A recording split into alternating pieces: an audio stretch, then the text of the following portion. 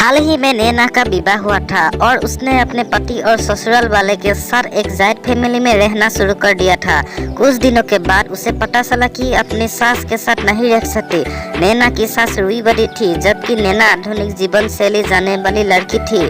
जल्द ही उनके बीच झगड़ने होने लगे। कई महीनों के बीत जाने के बाद भी दोनों में से कोई भी अपना व्यवहार बदल नहीं पाया। समय के साथ साथ नैना और ज्यादा आक्रामक हो गई और उससे अपनी सास से नफरत होना शुरू हो गया। वह सोचने लगा कि कैसे अपनी सास से छुटकारा पाया जाए। एक बार हमेशा की तरह जब उसने अपनी सास से झगड़ा किया और उसके पति ने अपनी माँ का साथ लिया, तब नैना गुस्सा हो गई और अपने मायके चली गई। नैना के पिता एक कमीरे थे। उसने अपने पिता को पूरी बात बताई। उसने अपने पिता से कहा कि उसे कुछ जहर दे ताकि वो अपनी सास के खाने में मिलाकर उससे छुटकारा पा सके, नहीं तो वो अपने पति के घर वापस नहीं जाएंगे।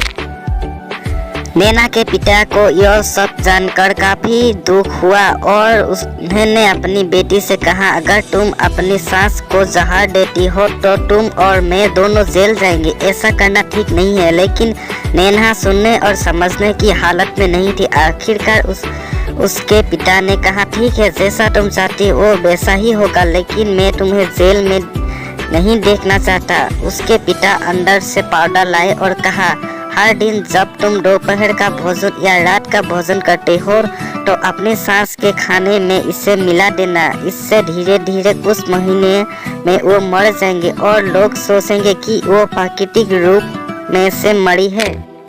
उन्होंने यह भी कहा, क्योंकि किसी को भी तुम पर शक नहीं होना चाहिए, इसलिए आज से तुम अपने सास के साथ नहीं लड़ोगी, बल्कि तुम उनकी देखभाल करोगी। भले ही वो कुछ भी कहे, तुम गुस्से से बात नहीं करोगी और हमेशा शांत रहोगी। नैना सहमत हो गई, अपने ससुराल वापस आ गई और अपने पिता की सलाह के अनुसार उसने अपने सास के खाने पे पाउडर मिक्स करना शुरू कर दिया और बड़े ही प्यार के साथ बात करना शुरू कर दिया।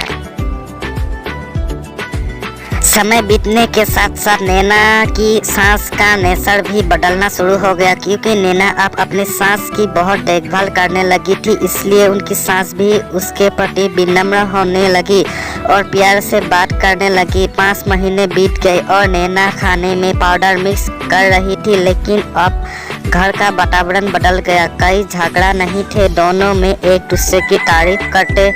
अब ऐसा लगता था मानो दोनों का रिश्ता माँ और बेटी का रिश्ता हो। अब नैना को चिंता होने लगी कि पाउडर की वजह से उसकी सास जल्द ही मर सकती है। वह अपने पिता के घर पर गए और उनसे कहा, पिताजी कृपया मुझे उस जहरीली पाउडर के प्रभाव को ठीक करने के लिए इलाज बताएं। मैं अपनी सास को खोना नहीं चाहती। वह मेरी माँ की तरह है और मैं उससे अब बहुत प्यार करती हूँ। उसके पिता मुस्कुराते हुए और कहा, कौन सा जहर? मैंने तुम्हें बस एक रविटनर दिया था। नैना हैरान थी और उसने अपने पिता से पूछा कि उन्होंने ऐसा क्यों किया। पिता ने कहा, बेटा, अगर तुम किसी दूसरे इंसान से प्यार चाहते हो तो तुम्हें उससे भी प्यार देना होगा। रिश्ते एक गाड़ी की तरह होती है और हम उन पर लगे पीढ़ियों की तरह। जब तक सभी पीढ़ियाँ ठीक से आगे नहीं बढ़ेंगे तब तक गाड़ी ठीक से चल नहीं सकती। इस बात की एहसास दिलाने के लिए मैंने ऐसा किया और तुम्हें अपनी सास के प्रति नम्र रहने को कहा। तुम्हारी अच्छाई देखकर उन्होंने भी अपने आप को बदला और तुम्हें समझना शुरू किया। तुम दोनों ने एक दूसरे के लिए अपने आप को बांटा। यही कारण है कि तुम अपनी सास के लिए आज मेरे पास भागते हुए आई हो। नैना ने अपने पिता की बात समझ चुकी है और आप